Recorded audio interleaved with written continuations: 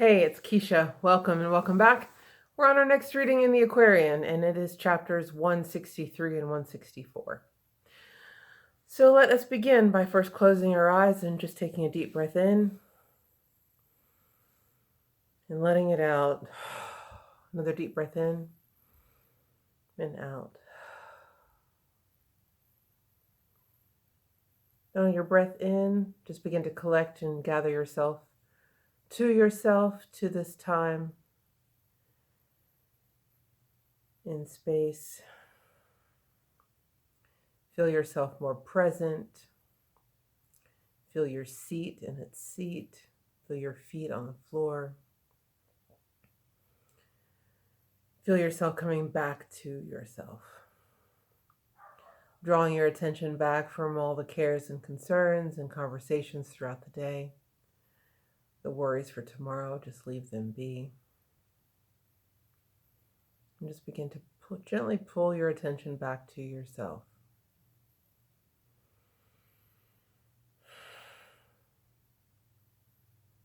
Gently call all of your power back to you.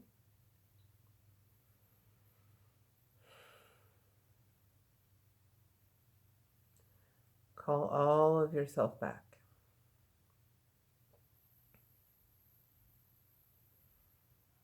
And if you feel like anything is attached to you, or corded to you, just release that cord and let it go back to source. And if you feel attached to anything, just release that cord and let it go back to source. Feeling yourself full, present, and untethered.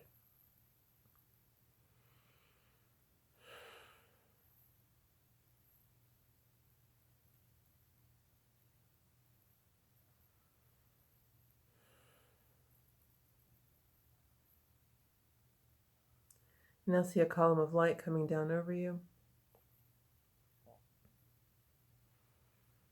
Breathe in that light.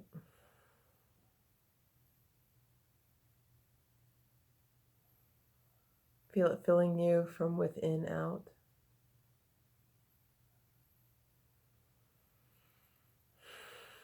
With each breath, you become one with the light.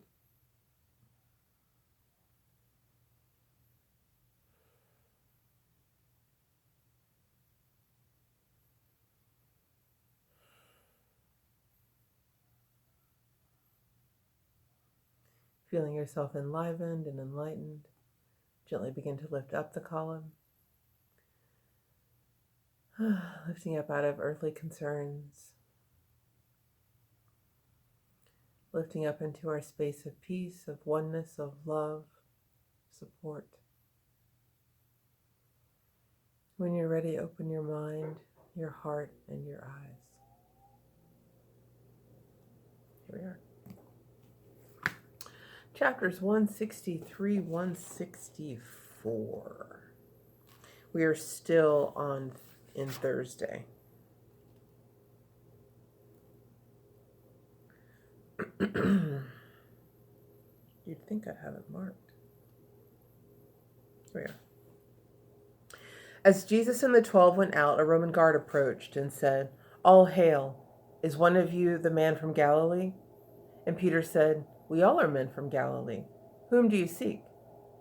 The guard replied, "I seek for Jesus, who is called the Christ." And Jesus answered, "Here am I." The guard spoke out and said, "I do not come in an official way. I bear to you a message from the governor. Jerusalem is all alive with vengeful Jews who swear that they will take your life, and Pilate would confer with you, and he would have you come to him without delay." And Jesus said to Peter and the rest, "Go to the Vale and by the Kidron wait for me, and I will go alone and see the governor." And Jesus went up to the guard, and when he reached the palace, Pilate met him at the gate and said, "Young man, I have a word to say that may be well for you. I have observed your works and words these 3 years or more, and I have often stood in your defense when your own countrymen would fain have stoned you as a criminal.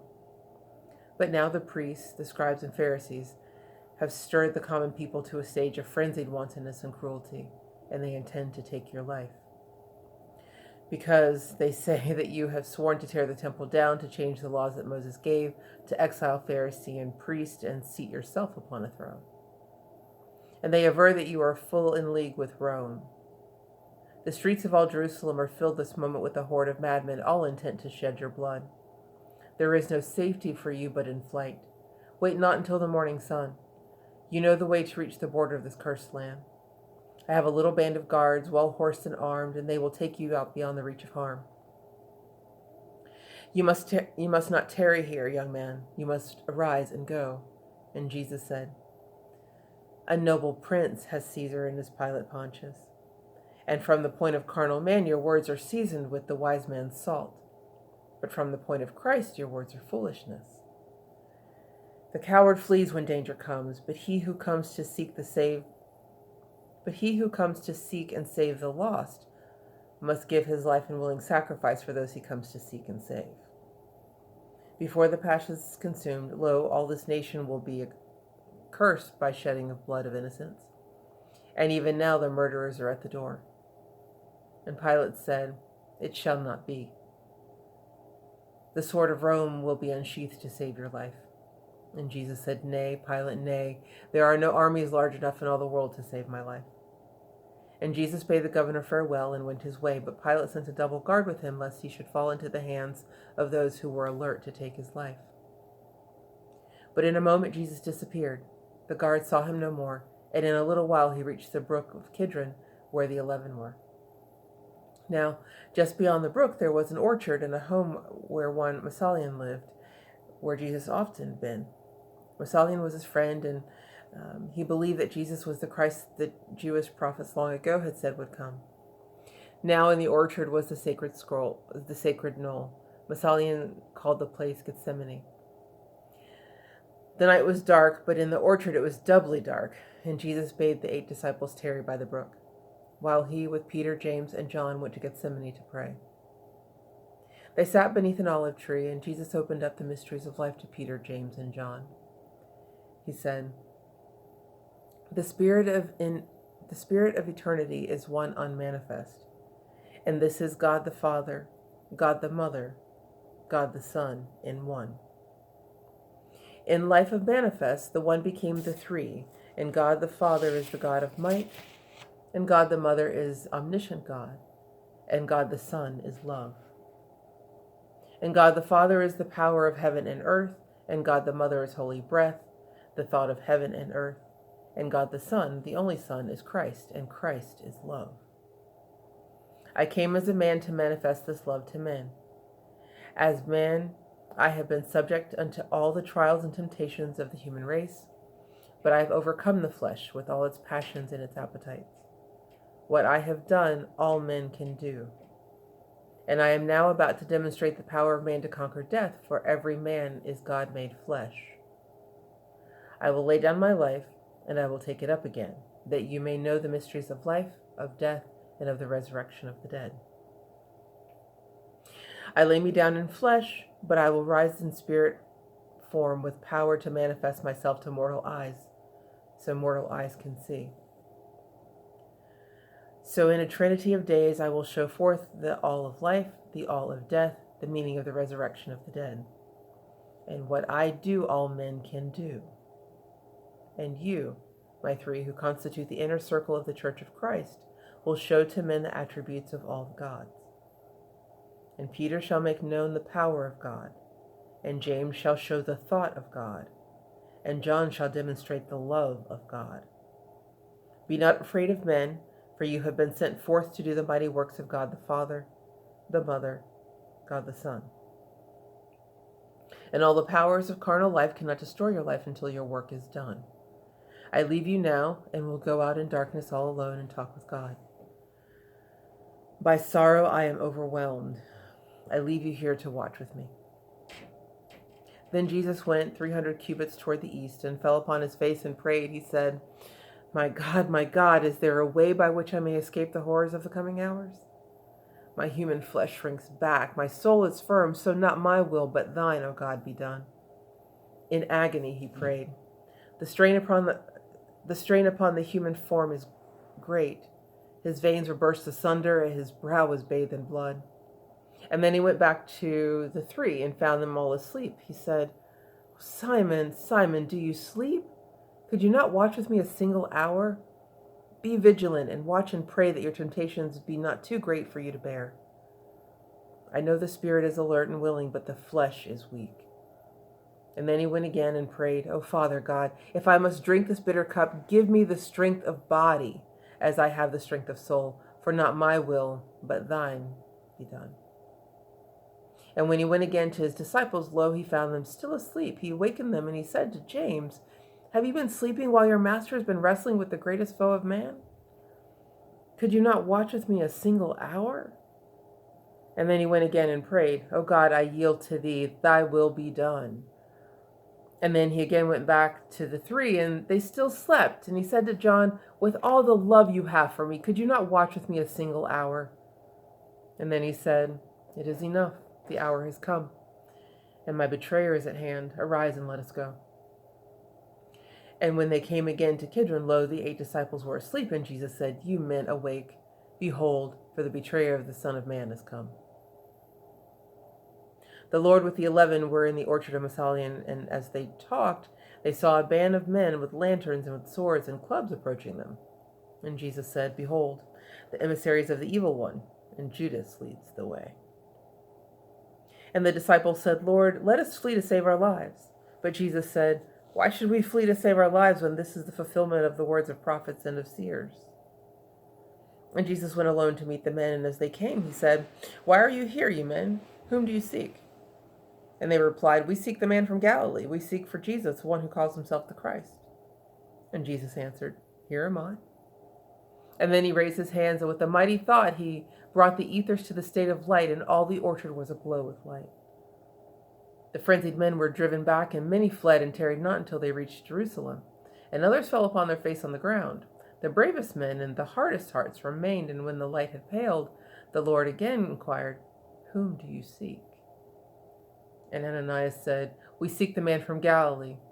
We seek for Jesus, who calls himself the Christ."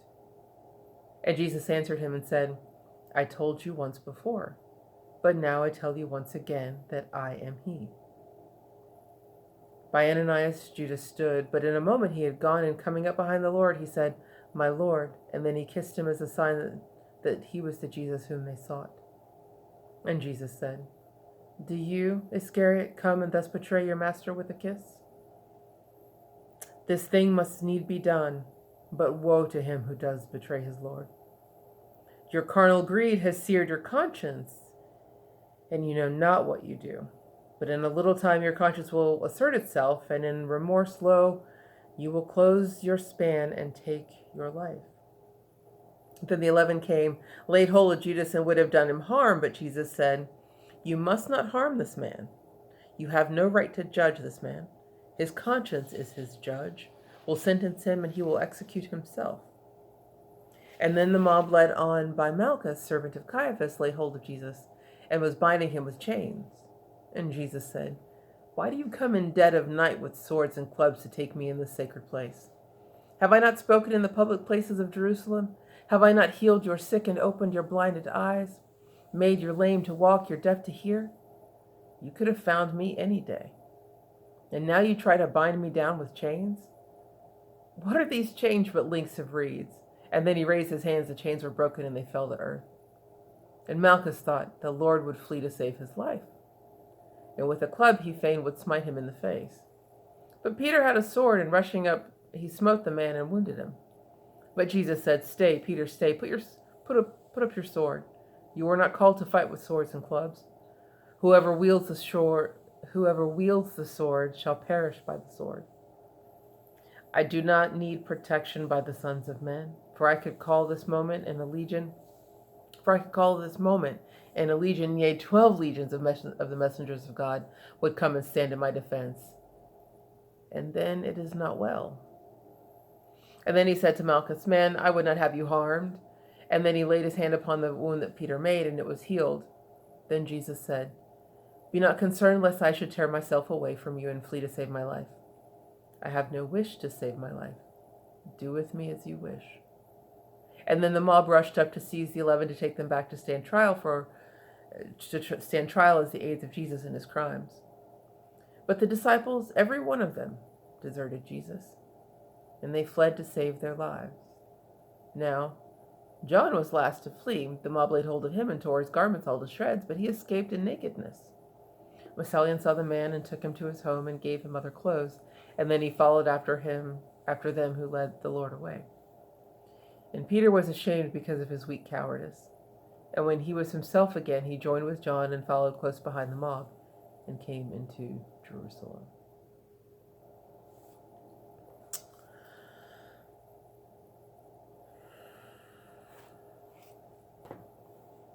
So we start with Jesus meeting Pilate, governor of Jerusalem, and who lets us know that he's watched him, these 3.5 years or so, and even stood up for him towards his countrymen who would have killed him, right? I just think it's very sweet with how Pilate addresses him as young man, and he's already thought about a way to save him, and he's put his resources in place to make that happen. But Jesus lets him know that there's not an army that can keep him from being killed by the scribes and Pharisees. And rather than flee, he simply disappears. And the next we see him, he's in Massalian's orchard, which is also called Gethsemane. And with Peter, James, and John, who we've seen him separate them and cull them from the herd, and they have a special place, right? He opens up the mysteries of life and talks about, God the Father, God the Mother, which is, probably one of the first times we get that language here. So he's going to have them teach about God the Mother, which would have been a shock to the cultural system at the time. And even to this day, that would be true if you didn't have awareness already. So we have God the Father, God the Son, or God the Father, God the Mother, and God the Son, the Christ, which is love. And then he names them. He says that the three of them will constitute the inner circle of the Christ, the inner circle of the Church of Christ, where Peter is the power of God, God the Father. James is the thought of God, the holy breath, God the Mother, the thought in heaven of earth. And then John, who is the Christ, demonstrating the love of God. So Christ is love. And then 3 times, right? Jesus goes off to pray, and 3 times comes back and finds them sleeping after they've just been, named the inner circle, which is interesting, right? Because you've seen James and John, or their mother, try to jockey for position for her sons, and in those moments, or they're jockeying for position too at the Last Supper to see who can be, who's going to be the closest to Jesus. And it's like in this moment where they are actually named to a higher council, they don't seem to have the consciousness or awareness to take on that mantle. And certainly by the fact that they fall asleep when Jesus is literally praying for his life, right? They can't hold the energy of his consciousness, and so they fall asleep because it's so overwhelming to them. I don't know if you all have ever had this feeling where you're listening to a lecture or a service or something, and it's incredibly dense and deep, and you're soaking it in, but it's at such a deep or such a high level, deep and high, it's kind of the same thing in this case, that it, like, you almost have to, you have to put yourself to sleep, you have to fall, to go to sleep a little bit to take it all in at that deeper level. It's kind of the same thing with them. They're not able to hold the consciousness and be awake and be, stand watch when this massive this energy flux is happening. They just can't hold. They're not ready to assume Jesus' consciousness, right? They have not Christ in themselves yet. And we see that later when the the band of the betrayers and his band comes, because the first thing they want to do, Peter, the first among them, wants to, use the sword against Malchus, right? They want to fight. They want to bind up Judas, and Jesus has to tell them, no, you can't. You can't judge this man. He'll judge himself, and he'll execute himself after judgment. It's like they're just so human still, and just like, that same human quality about them, they want to flee, and Jesus is like, no, this is what we came here for. This is what this has all been building towards, right?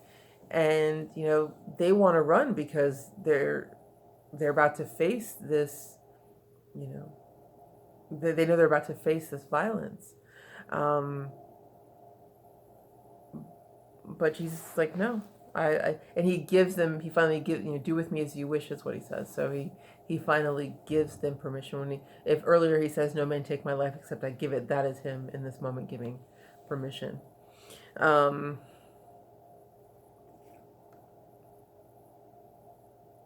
Let's see, there's something else. I think it's interesting too that, Jesus calls them out, and it's like, why are you coming to get me at night? I've been preaching every day. I've been teaching. I've been healing your sick. I've been, giving sight to the blind and making those who are deaf to hear. And I've been doing that in the streets every day. And part of the problem with the scribes and the Pharisees is they were upset that he was healing on the Sabbath. He was out in public every day doing the healing, and they never came to get him. But then they come, under the cover of darkness. So he definitely calls them out on that. And then they try to bind him with chains. And the first thing I think of, going back to that idea that, the disciples run away in fear when they're approached by opposition. It's the test of Heliopolis, of heroism over fear, where Jesus breaks the chains that he's bound by, and he reveals them to be nothing but vines. And here he calls them reeds, and he lifts up his arms, and they fall to the ground. And that was after, they make mention of the garden being doubly dark, and then, he thinks a thought and lights the ethers, and the garden is aglow. He's demonstrating, even when they're coming to get him, he's demonstrating that he is the Christ. And he does it again when he heals Malchus of his injury that Peter caused. So, yeah, there we are, and it's still Thursday, late evening. Here we are. I'll see you in the next video. I love you in the meantime. Bye.